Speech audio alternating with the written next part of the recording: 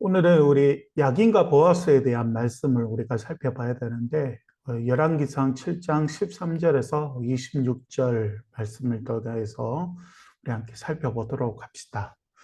열왕기서를 설교하거나 해석하는 분들이 오늘 본문부터 헷갈려하는 게 뭐냐면, 성전을 건축하는 내용이 앞에서 나왔고, 그리고 솔로몬 왕궁에 대한 건축하는 말씀도 나왔는데, 또다시 성전 기물에 대한 말씀이 나오니까 이 성전과 왕궁을 같은 시기에 지은 것이 아닌가라는 이렇게 의심을 하는 사람들도 있는데, 열왕기서 자체가 역사적 순서로 이렇게 기록된 건 아니에요. 그러니까 역사책이지만 역사적 순서가 아니라 신학적 주제에 따라서 이렇게 기록되어져 있기 때문에 그냥 그 성전이 완공되고 그 이후에 왕궁이 건축되었다고 이렇게 생각하는 게 맞을 것 같아요. 굳이 신학적으로 말하자면 그 햄버거 구조 있죠. 햄버거 구조. 빵, 고기, 빵. 빵에 해당하는 게 이제 성전 건축, 그리고 나머지 빵은 또 성전의 기물, 그리고 그 중간에 있는 게 고기 부분이 바로 왕궁인데, 왜 유다가 망한 이유에 대한 그 이유가 요 고기 부분에 있다는 거죠. 그게 바로 이집트 여인. 그렇게 신학적으로도 한번 찾아볼 수 있을 것 같은데, 그거는 오늘 이야기는 아닌 것 같아서 오늘은 일단 내려놓고, 어, 우리 오늘 약인과 보아스에 대한 내용들을 함께 살펴보도록 하겠습니다. 솔로몬은 노새를 다룰 줄 아는 히람이라는 사람을 데리고 오게 되는데, 그는 투로에 머물고 있었어요. 성경에 의하면 그의 아버지가 투로 사람이었기 때문에 그가 투로에 이렇게 살아가는 것 같아요. 그런데 역대하 말씀에 보면 이런 말씀이 히람에 대해서 어떻게 말하냐면, 이 사람은 단의 여자들 중 한 여인의 아들이요 그의 아버지는 두로 사람이라 능히 금, 은, 동, 철과 돌과 나무와 자색, 청색, 홍색 실과 가는 배로 일을 잘하며 또 모든 아로 새기는 일에 익숙하고 모든 기묘한 양식에 능한 자이니 이렇게 소개하고 있단 말이죠. 그러니까 이 히람이라는 사람이 되게 이제 손으로 무엇인가 만드는 일에 되게 능한 사람이었다는 것을 알게 되는 것이죠. 히람의 어머니는 원래 단지파 출신이었는데 납달리 지파 남편을 만나서 결혼하게 됩니다. 그리고 납달리와 두로는 지도상으로 보면 되게 가까운 지역으로 인접 지역이거든요. 그래서 열왕기서에서는 14절에 납달리 지파 사람이라고 소개한 이유는 아마도 그 납달리 지파의 남편과 결혼했기 때문에 그렇게 소개를 하는 것 같아요. 그런 돈 중에 남편이 죽게 되었고, 그리고 히람의 어머니는 두로의 남자와 결혼하게 되면서 이제 두로 지역에 살게 된 것이죠. 그때 태어난 아들이 바로 히람이라는 사람이었고, 히란의 아버지 자체가 노쇠를 다루는 장인이었기 때문에 그 기술을 배우고 어렸을 때부터 익혔던 것 같아요. 그래서 히람도 그렇게 노쇠를 잘 다룰 줄 아는 사람이 된 거죠. 오늘 첫 번째 이제 준비된 사람이었는데 14절에 보면 그는 납달리 지파 가부의 아들이요 그의 아버지 두로 사람인 노세 대장장이라. 이 히람은 모든 놋 일에 지혜와 총명과 재능을 구비한 자이더니 이렇게 시작을 하잖아요. 그런 놋을 다루는 데 있어서 지혜와 총명과 재능을 구비한 사람 이렇게 소개하고 있잖아요. 그리고 역대기에서는 요 놋뿐만이 아니라 금도, 은도, 철 종류는 다 다룰 줄 알고, 돌도 다룰 줄 알고, 그리고 색감 있잖아요. 자색, 청색, 홍색, 그런 색의 실도 다룰 줄 알고, 그리고 뭔가 문양을 새겨놨는, 아로 새기는 일에도 되게 능숙한 이런 사람들. 그러니까 이 성전을 위해서 꼭 필요한 사람이 히람이었고, 하나님께서 이 성전 기물을 만들기 위하여서 준비된, 예비된 사람이 바로 이 히람이었던 거죠. 그래서 그는 노쇠로 기물을 잘 만들 뿐만이 아니라, 역대기 말씀처럼 색감뿐만이 아니라 무엇인가 손으로 그려 넣는 일까지 능한 사람이었던 거죠. 하나님은 그 나라를 만들어 가실 때 보면 꼭 필요한 사람을 예비해 두세요.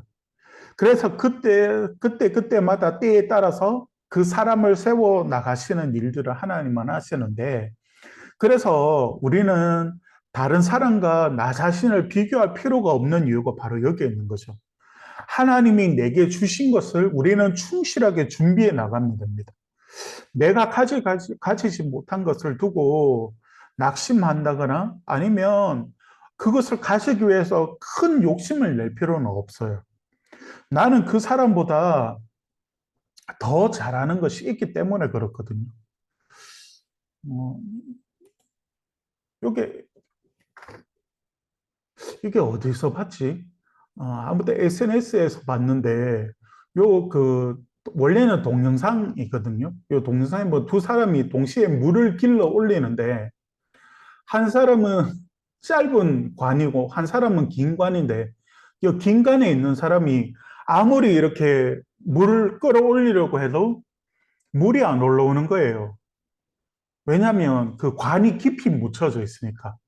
그런데 깊이 묻혀인 만큼 물은 더 많은데 그걸 모르고 이제 옆에 있는 친구는 몇 번 그냥 물을 기르니까 물이 콸콸콸콸 나오는 거지.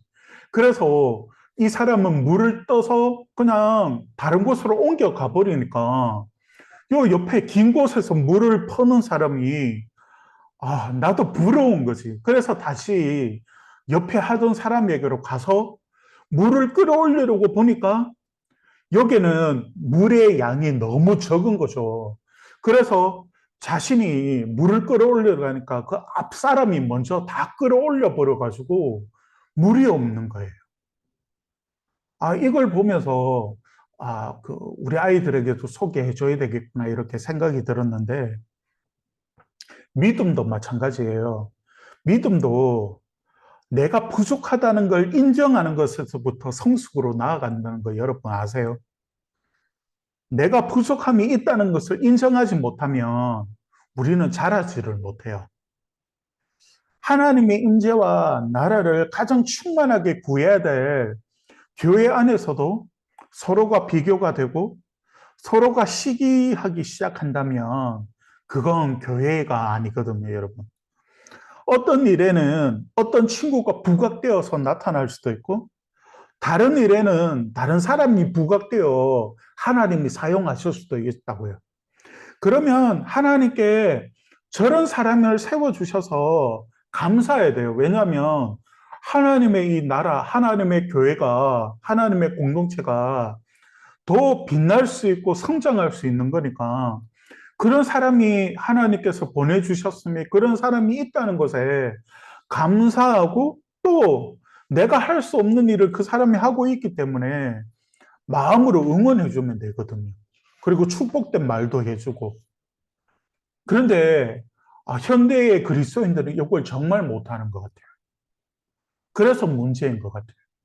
그래서 고린도 교회처럼 내가 더 잘났다고, 내가 더 능력이 있다고, 내가 더 영적으로 하나님과 깊이 기도한다고 서로 자랑질하면서 서로 싸우고 시기하고 우리 공동체에는 그런 게 없었으면 좋겠어요. 그러면서 여러분 이제 21절에 보면 야긴과 보아스에 대해서 나오는데 이 두 기둥은 성전의 주랑 앞에 세우되 오른쪽 기둥을 세우고 그 이름을 야긴이라 하고 왼쪽에 기둥을 세우고 그 이름을 보아스라 하였으며 이렇게 말하고 있잖아요.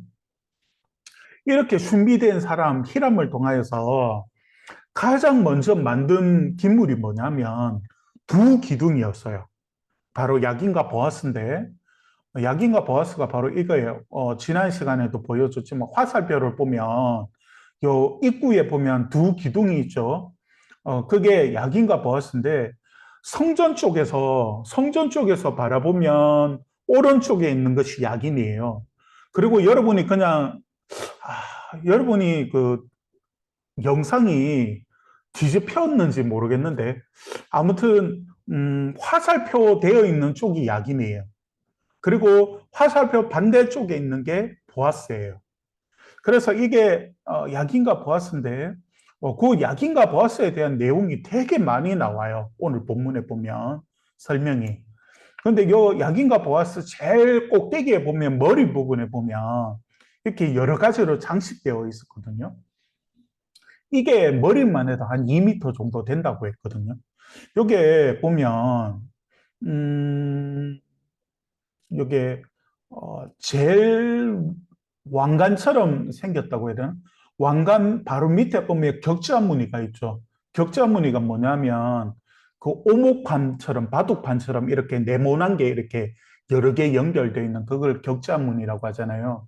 그런 격자무늬가 있고 밑으로 내려오면 이제 실을 꼬아서 만든 그런 그 줄이라고 해야 되나?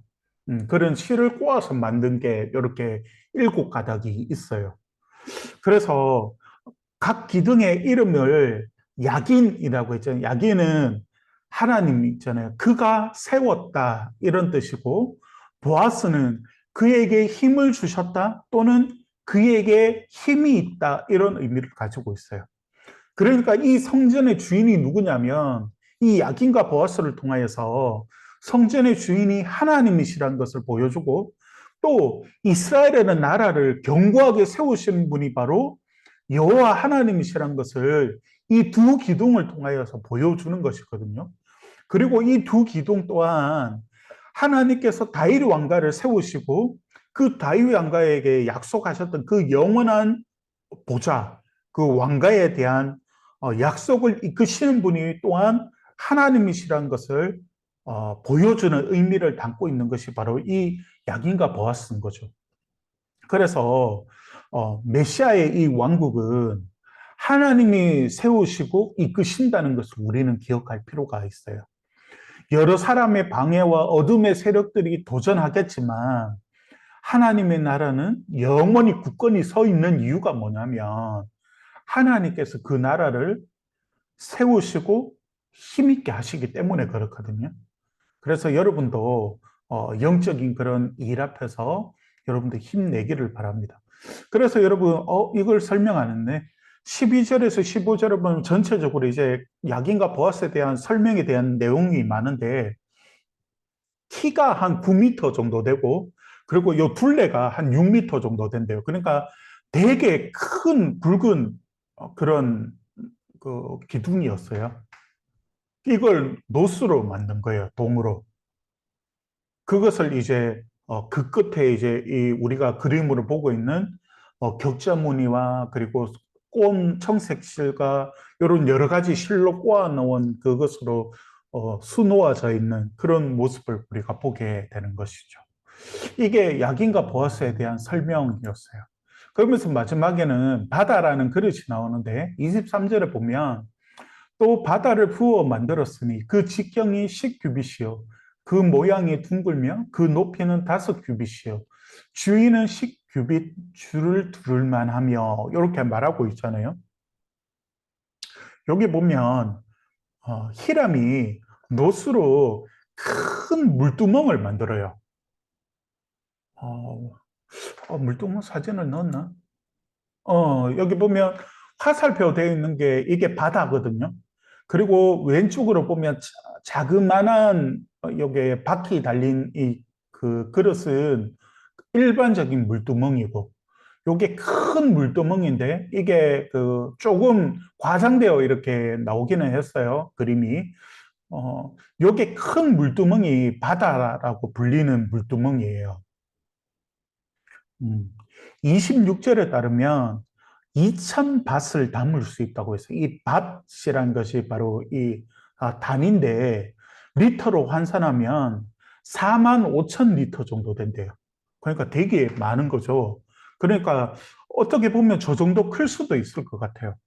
저 정도 크기에 많은 물을 담아 넣는 것인데 그 일이 뭐냐면 담긴 물을 통하여서 제사장들이 제사를 드리기 전에 손발을 씻고 그리고 제사를 드리고 난 이후에 손발을 씻는 이런 정결 예식을 위하여서 준비된 물이 바로 이 바다였어요.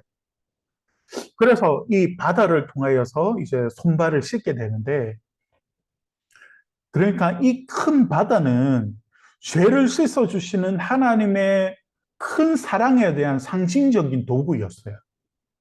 하나님이 죄를 씻어주신다는.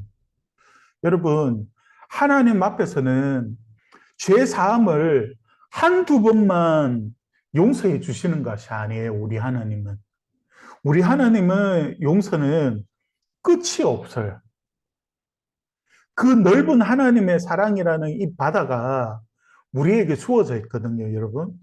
우리는 언제든지 하나님 말씀 앞에 서면 늘 내 죄가 보여요. 그리고 나의 연약한 모습이 보이게 되거든요. 하나님 앞에서 우리가 얼마나 연약한 존재예요. 늘 죄만 짓고 하나님이 기뻐하시는 일은 잘 해드리지 못하고.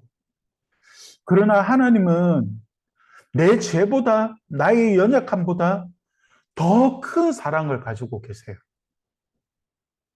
4만 5천 리터나 담을 수 있는 이 바다를 통하여서 제사장들이 손과 발을 씻어내면서 자신의 더러움을 씻어내듯이 이런 녹그릇보다 비교할 수 없는 하나님의 크신 하나님께서 우리를 향한 사랑을 가지고 계시고 우리를 향해 긍휼히 여기는 마음을 가지고 계세요. 이게 우리에게 베푸신 하나님의 사랑이에요. 그러니까 하나님은 우리에게 우리 죄보다 더 큰 용서를 가지고 계시다는 걸 여러분 늘 기억했으면 좋겠어요. 그래서 하나님 오늘 큐티에서 중요한 게 두 가지인 것 같아요. 야긴과 보아스처럼 하나님께서 우리를 세워주셨고 하나님께서 우리에게 힘을 주셨는 하나님이시라는 것을 우리는 기억할 필요가 있고 야긴과 보아스를 통하여서 그리고 두 번째로는 이 바다라는 이 큰 물두멍을 통하여서 언제든지 제사장들이 손발을 씻을 수 있었던 것처럼 하나님 앞에서 우리는 언제든 크시고 넓으신 그 하나님의 용서와 긍휼 때문에 언제든지 우리는 용서함을 받을 수 있는 하나님의 사랑 가운데 가고 있는 하나님의 자녀들임을 여러분 오늘 말씀을 읽어 나가면서 여러분들이 꼭 발견하였으면 좋겠어요. 목사님 오늘 혀를 밥 먹다가 잘못 깨물어가지고 아파가지고 오늘 발음이 자꾸 샜는데 아무튼 오늘은 이렇게 마치도록 합시다. 시험 기간인데 준비하면서 우리 하나님 말씀 들으러 올라와서 든든합니다, 여러분. 자랑스럽고 오늘은 이렇게 마치고 내일 주일날 우리 기쁜 마음으로